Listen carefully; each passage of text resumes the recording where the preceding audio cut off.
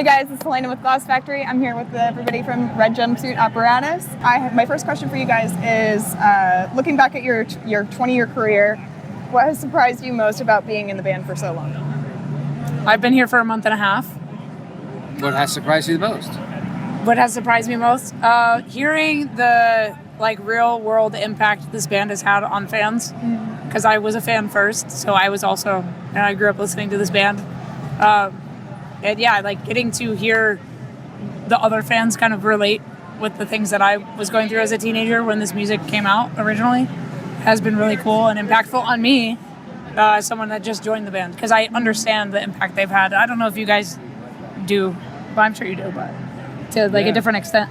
I would agree with that. I mean, me and Randy have been playing music since we were 8 or 9, maybe even younger, but I think I'm right. It's right around 9. And you never really think about impacting people, or I don't think I did. He can speak for himself.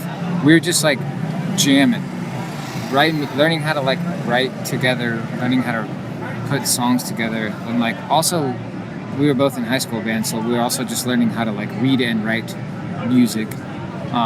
So I could say it definitely never crossed my mind, but then that was a cool surprise to see, the people just saying seriously, man, your song changed my life. Because there's been songs that have changed my life. For me, it's Smashing Pumpkins' Bullet with Butterfly Wings, and I don't know why we're not covering that song. Because you would crush it. Let's do it. The world is a vampire. When I heard that line, I changed from being a country music fan to an alternative rock fan in that moment. Wow. It changed who I was. And then, because of that, it changed how I dressed, who I associated with, my vibe, my mentality on humanity.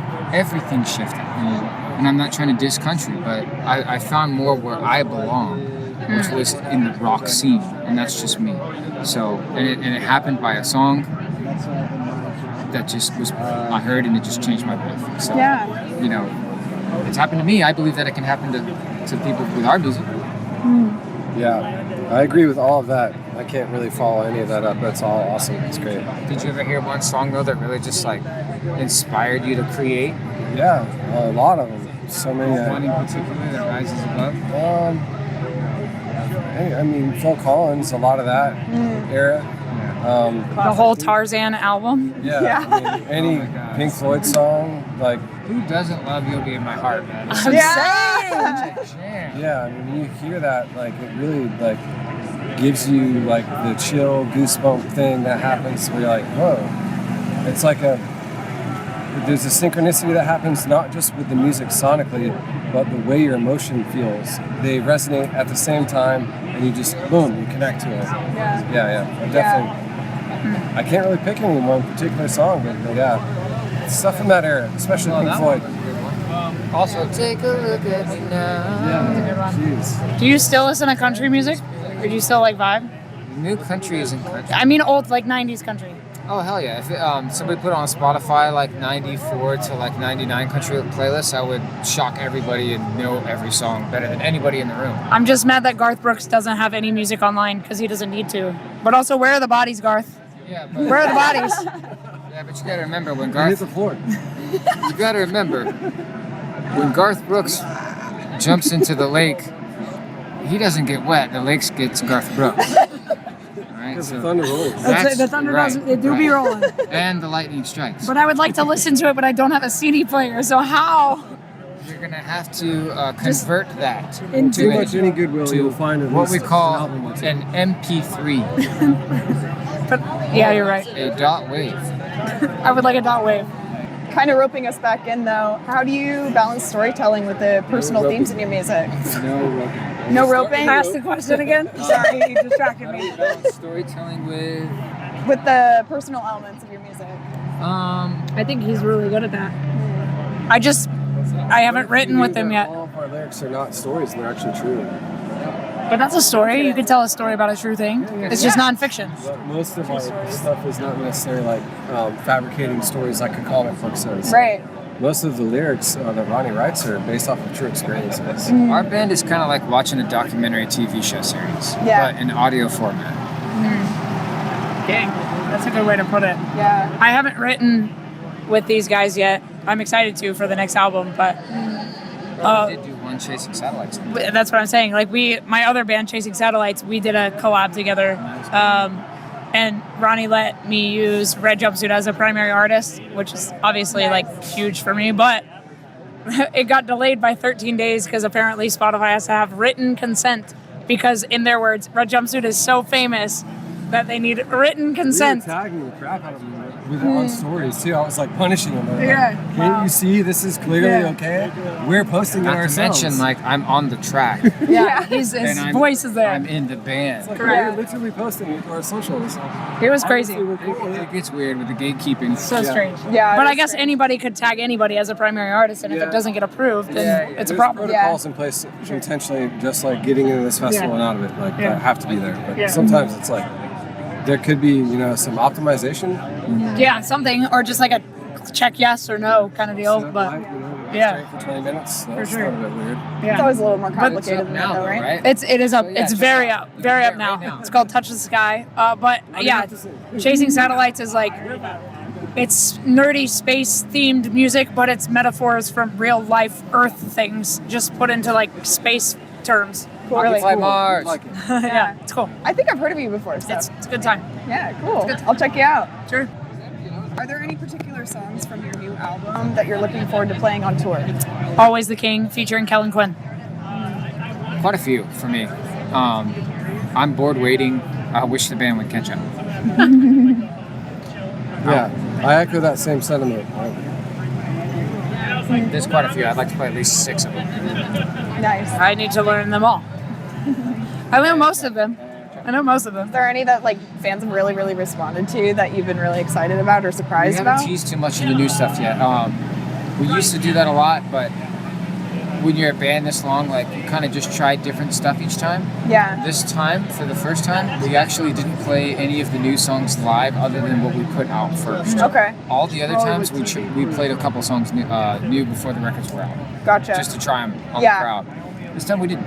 It's hard because you play a set and like you got to remember like 50% of the crowd, it's their first time. They want to Yeah. hear like at least 6 of your There's hits. always a lot Yeah. of first So, like, timers every time. that dwindles Especially at a down festival. right, exactly. So like you have to like be really selective and remember, okay, this is like my wife explained. She went and saw John Mayer and he played all of his hits except for the one that she wanted to hear the most. And I was like, oh, I don't want to be that man. Like we're not necessarily like trying to only play the songs that everybody Gravity? wants. Yes. I love that song. Gravity? Yeah. He didn't play Gravity? Asshole. That's crazy. Right. That's crazy. John, Mr. Mayor. I'm a fan, bro. You Like, gotta some play of those Gravity people every in the time. crowd are like my daughter. That's 5 years old. You know? Yeah. She like Every time, she wants to John. hear like Every the 5 awesome time, songs, John. and then Play it. the other ones are Play experience. Gravity every So, yeah, time. we usually put Play it in the beginning and in the end. Like a sandwich. A John Mayer sandwich. I don't think he's ever done that again because I'm sure he got some major shit on that tour. Play it twice to make up for it. Just play a whole set of just Gravity on Yeah. repeat, Mr. Yeah. Mayor. Gravity Mr. on Mayor. the tour. Yeah, it's cool to be able to like. I feel like, okay, I always said this. So Red Jumpsuit has a song called Believe. And I feel like if John Mayer wrote a Red Jumpsuit song, it would be Believe. Think so? Yeah, that's like your Yeah, John play Mayer on that song. song. He would, yeah, we should do a How much re-release. is it gonna cost me, John? Everything. How much you got? My Dude, have soul? you heard his Tom Petty cover? No. I will give you my soul. Incredible. Mr. Mayor, Soul contract. get in touch. Wait, what was the question? Yeah, you're good. What are we willing to do to get John Mayer on a track, right? Right. Anything, Right, anything, right, right. anything, everything. Well, Yeah. it's- Something about are we fans? not willing? No, Responding? Just a song you were looking forward to playing. Oh, Yeah. Always the King off the new record. But I wanted to play Grim Goodbye, but it's 8 minutes long, and we would only be able to play that song and one other song, and that would be the set. Yeah. You take two other favorites of people like my daughter, like wanting to hear this song and that. Right. And you're like, so that's what happens every show for us. We have to we get torn. We want to put this new stuff out, play it, but like Ronnie said, we'll only usually do the ones that have already been released, whether it's a video, a single, like that. So we have 3 of those right now. So we played one of those tonight. Yeah. But like after tomorrow, everything changes. The album's out. So we'll start introducing. When we see people respond to it, and online, we're very conscious of that. We see people requesting, and Yeah. like we have ears. We actually interact with our fans directly online. So we're very in tune with what's going on. Yeah. You see people that want to see that song live, or like a lot of people requested they want to hear Reed. Yeah. Kay screaming. So Hello. we introduced that back into Yeah. ourselves. So we just like to feel it out. Cool. We just go with the flow. And I think it's interesting because like this band has been around for 20 plus years, and so I think what's kind of popular within the track list kind of changes with like ebbs and flows and stuff, but also with like new songs, I think Red Jumpsuit's always done a really cool job, which like kind of behind the scenes, whatever song on the new record is doing really well, they'll like choose to shoot a music video for that song, whereas other bands just like dump a bunch of money into a music video because they think that's the song, Right. without having any fan feedback, and then like the video tanks or doesn't perform well because they didn't have the analytics to study. And Randy's he's a big analytics, and like he does a lot of the Facebook marketing and stuff and advertising, so he sees it directly. Yeah. For sure. Yeah, we're just like really in tune with everything in our like sphere. We've been doing it by ourselves and not performing labels for so long that we just don't rely on them anymore. So like now that we're with a label, it's kind of cool because we can focus more on specific things. Yeah. Let them do their thing and then we do our thing. So it's kind of helping us dial in more specific on That's cool. pinpointed, targeted focus. Yeah, that's really cool, especially like you guys have been around for so long and being able to like see as technology evolves, you guys have been evolving as We well. were here when we were using maps to drive. You had to have a co-pilot. Things have changed, but we've been here, luckily, exactly at a really cool time. Before there were even apps. Yep. Yeah, like I built the we're a websites. touring I literally band. coded the first websites with HTML Our and first Java. tour, we had to use an atlas map. For real. Yeah, so like you're saying, we got to grow up in the Hence the technology name as it's evolved. So that's been Elder really cool. emo. Yeah. It's I given think us we're beyond elderly. I think we're geriatric emos now. it's given us great perspective of what it was like without it. So we're very grateful with it, and we understand it more of being a tool versus like a replacement. So we're a good band. Yeah. Cool. Yeah, so like if the power goes off, we're totally cool with just literally ripping a song acoustically. I've seen it. I went We to have that ability. I Some know bands we should play don't. acoustic. It's a Tool song. Hooker with a penis. that's a good one. We could do that. That's a good one. Yeah, we that's a good one. so we went to Australia, and I was doing before I joined the band. I was doing photo, video, and screaming because Randy didn't go. But the power went out because all the like power converters from U.S. to Australia were like not working on stage. So we played one show. Hey, where was that show that the power went out in Australia and you jumped in the crowd with your acoustic I wanna and played say Guardian? that was it Melbourne? No. Yeah, it was probably the coolest thing I've ever filmed in my life. Like he just went straight into the crowd, didn't even ask any questions, just went. And I was like, with my camera, I was like, oh my God. And I like jumped in there with him, and everyone like brought their phone lights out. Stage shut off. Yeah, the whole stage. Wow. It was crazy. Mics and everything. Yeah, so he just went in the crowd, like crouched down and played That's acoustically. cool. It was awesome. We used to do that That's at happened Randy's multiple house. We used to do that at my brother's house before we were signed every weekend. Just We like a would house show? Sit in the garage, in his garage, and play guitar, and everybody in Orange Park in Middleborough would show up. We didn't charge prices. Everyone just came over to Randy's house, and we played acoustic all night long. Wow. Originals, covers, every weekend. So- Anybody in Orange Park, Middleborough will remember that. And now All American Rejects is playing house shows Yeah. again. Hey, we were doing that in Exactly. like 04. Yeah. But I'm not trying to. No, I love They them. probably They're were great. too, They're amazing. also, They've been doing it forever. But Everybody was doing we've it. all been We doing did it. that, now they're out with Jonas. Yeah. So that's kind Crazy. of we were talking to them like yesterday or the day before that in the catering, and they were like stoked about it. They're like, yeah, the house shows have been awesome, but it would be cool to be back in the air conditioning every night. And this, Yeah. I was like, okay. Okay. You could tell like they liked the perspective that it gave. Sure. You know? And it's Yeah. cool to see them go back to the old school. Yeah. It's I very mean, fun. every band has done it, Sure. but it was cool to see a band who's older At that do level, it. too. Yeah. like in reverse. Yeah. That was People very cool. realize it's intentional. And it Yeah. can still be done. You know, I think they were just Yeah. trying Yeah, I to saw show you guys at the everybody. boardwalk. Yeah. Yeah. Same thing. Yeah. Yeah. Like, we weren't playing house parties, but it's I've the liked same the 10th concept. reopening. Smaller, Every time we play there, hard to it's get reopening. into Yeah. clubs. You're like, Changing owners every Yeah, time. there's been a lot of rebranding on that one. And I think now they're making like an app for bands to find house shows to play at. Really? That's what I hear. That's nice. I don't know. Pretty cool idea. Yep. as long as they like put on the side like which ones are insured and which ones aren't. That's a great idea. Yeah, if you vet the place. who has their house insured for that many people?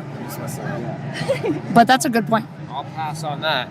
Yeah, that seems like, now that you're bringing up insurance, don't let Jason Butler near your house. Just look at A&R's model and figure out how they did that, and boom. Yeah, true.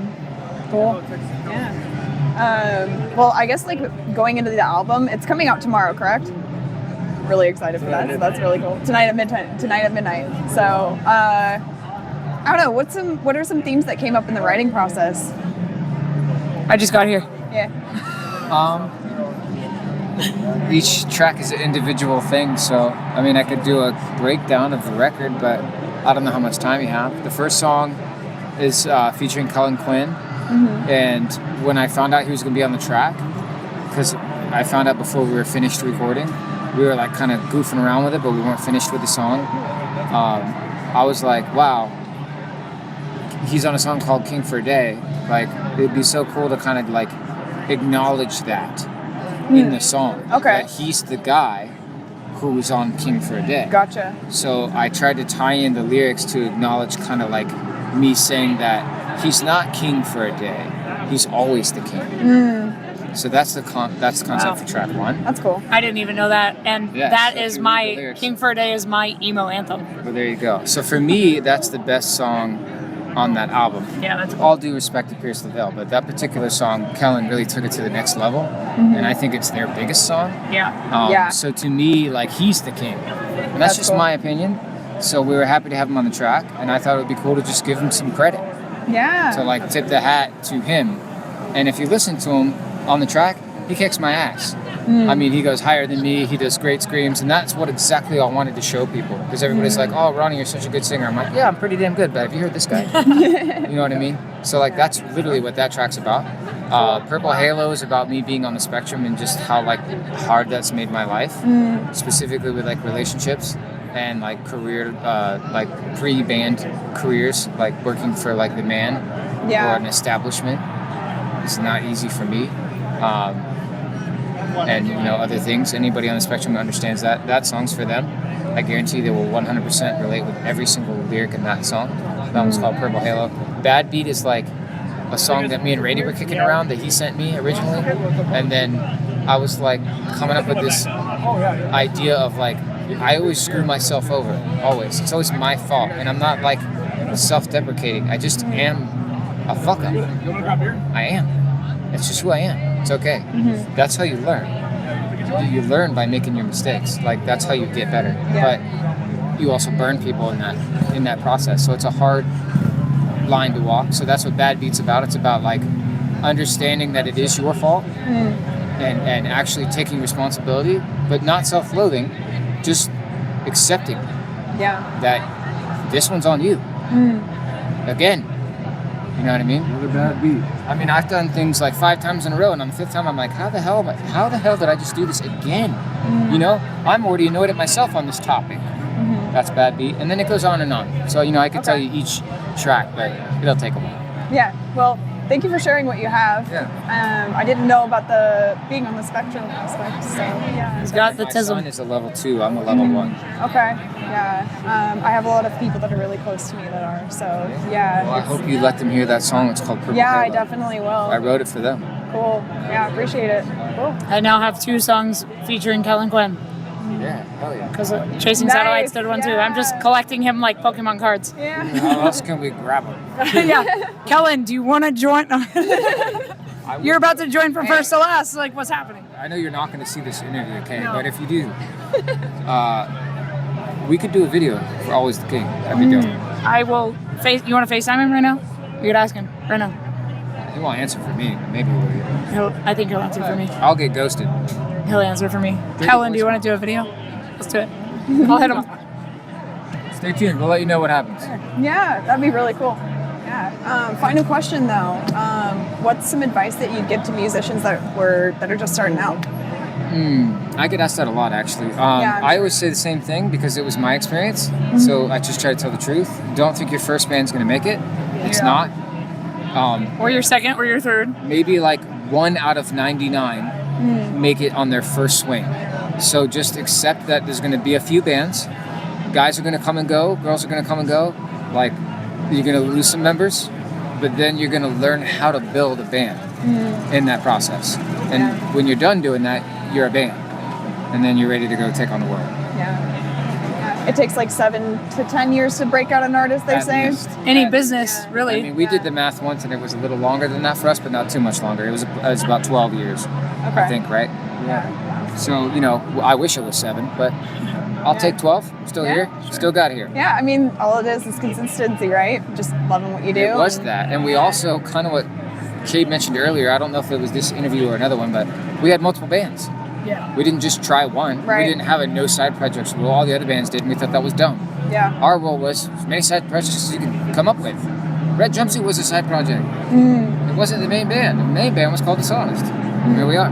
Yeah. Interesting. I would say don't rely on anybody. Do everything yourself. Yeah. And